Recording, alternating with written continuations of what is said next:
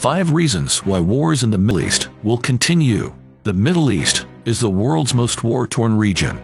Iranian-backed militias are active in Iraq. Israel is at war with Hezbollah and Hamas in Syria. Palestine remains a hotbed of conflict.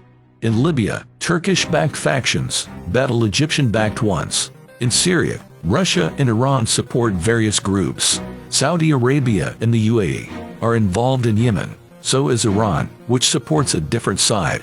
Why is there no end in sight? 1. Foreign intervention. The Middle East has a history of colonialism. First it was controlled by the Ottoman Empire.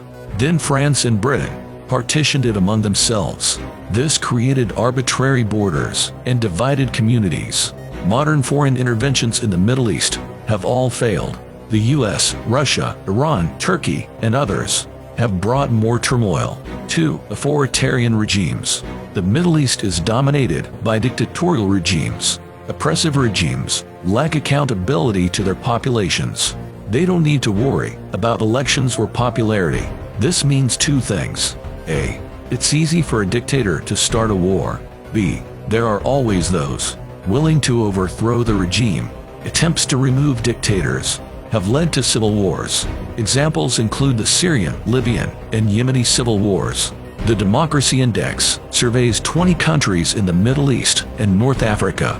17 are classified as authoritarian. 2 are hybrid regimes. 1. Israel is a flawed democracy. None are classified as full democracies as of 2022. 3. Poverty. Around 19 million people live in poverty across the region. Poverty is a major driver of wars.